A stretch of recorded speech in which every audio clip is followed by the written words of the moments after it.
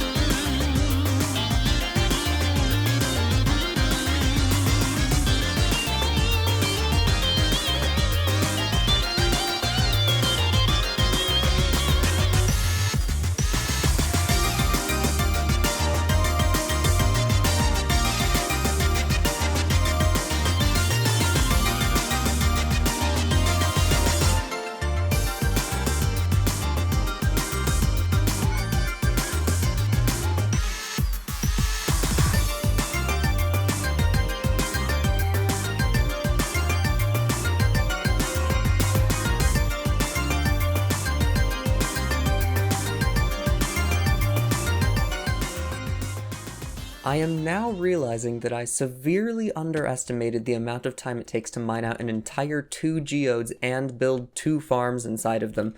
So I'm tempering my expectations a little bit today. I think we'll get 1/2 of the farm done, maybe. Here's Amethyst 2. It is fortunately a lot smaller than the lower Amethyst. It's hard to tell because, you know, this one's not excavated, but as far as I can tell, this one is much, much smaller.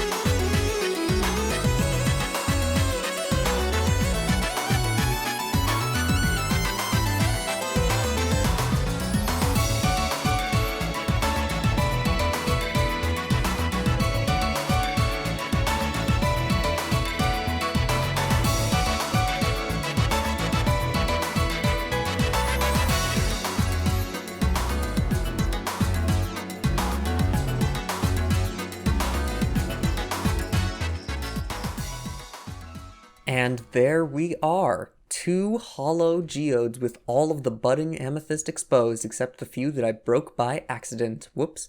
So what's left to do now is design a timer system, get the materials for a collection system, and make a braking system. These 3 things I will need more materials for, so I'm going to make my first trip back to my base, and then return here with more materials.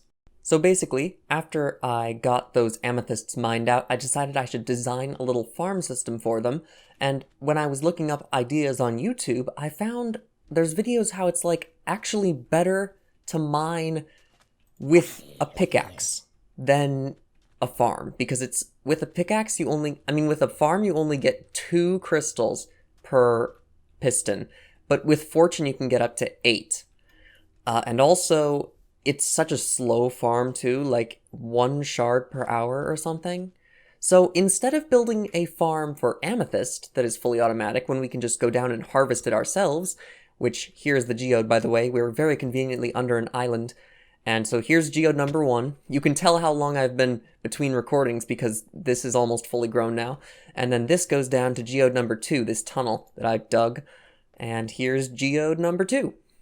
So these 2 geodes, we're just going to go and mine them by hand eventually like this. See, because we got 16 amethyst shards from 1 right there, from fortune 3. And normally you only get 2 from a piston, so this is why we mine it manually. So instead of using our resources to build a amethyst farm, like I was planning, I decided let's build a dripstone farm. So I got all the materials for that. That was quite painstaking because I had to go back and forth between this area and my home base like 5 times, and it's a long flight. But you know what we can do? We can make a nether tunnel out here because we still have that 1 gate we never finished, the snow gate. We can just turn that into an amethyst gate and then make that come out here to where our farm is, which will be a lot easier. But one thing you might be wondering is how am I actually going to mine all these amethysts? Because like those ones on the ceiling are just inaccessible. Well, I brought some scaffolding. I should have done this from the start, honestly, because it's very difficult to mine an amethyst out without any scaffolding.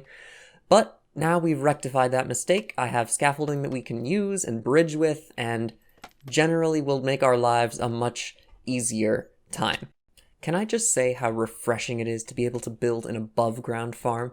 Because this is a place I don't care about at all. I don't care how nice it looks. I'm just building an above-ground farm out of deep slate, and I don't have to like adjust my digging pit every single time I realize one of my designs wouldn't work.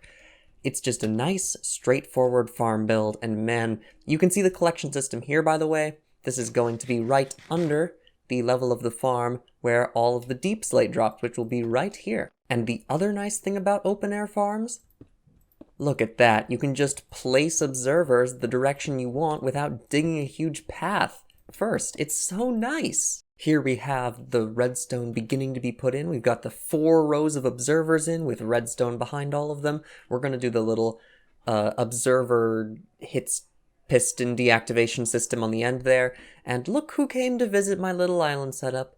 It's a turtle. I love turtles. Now I think I have the anti-loop system working, so let's give it a shot. Let's place a piece of redstone.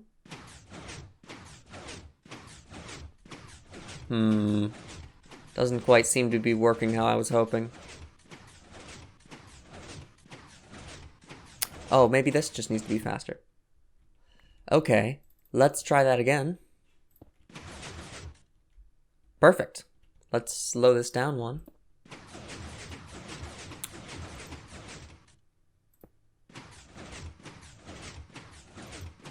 That's interesting. It only works on 1 tick.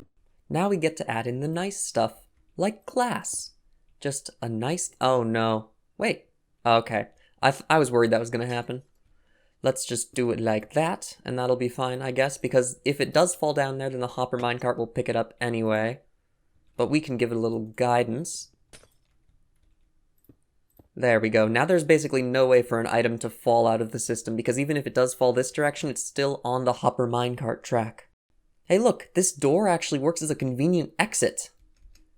That's brilliant. Genius. Ingenious. What do you mean it's an obvious choice? It's an ingenious omission of 2 blocks by me to reveal a door.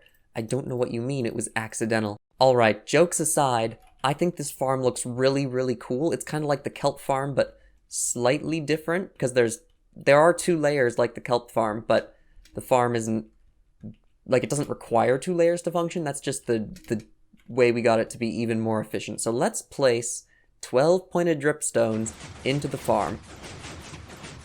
And here we can see the farm going crazy as it detects that I placed them all, but now we just wait, basically. That's all we do now, because these will slowly grow down, be broken, be pushed into the middle, get picked up by the hopper minecart, and thrown into our collection system.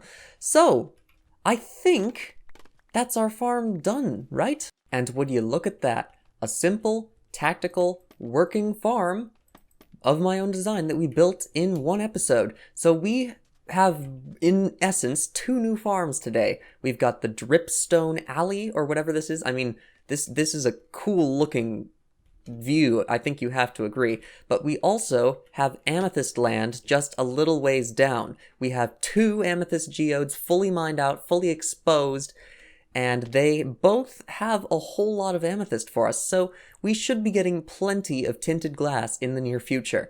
Because that's really the one cool thing that you can farm with amethyst, unless you're going to be making a lot of spyglasses. Because really, I'm going to let you in on a little secret. The reason that I want tilted glass is because I think we can convert our old guardian farm into a drowned farm.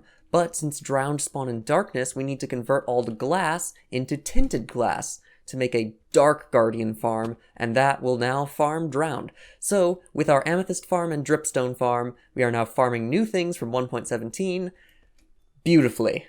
What a cool, simple little system. Anyways, that is going to be the end of this episode. What a weird episode when you think about it. We never went home in this episode, even though I went to my chest room plenty of times, and I would like to never do that again.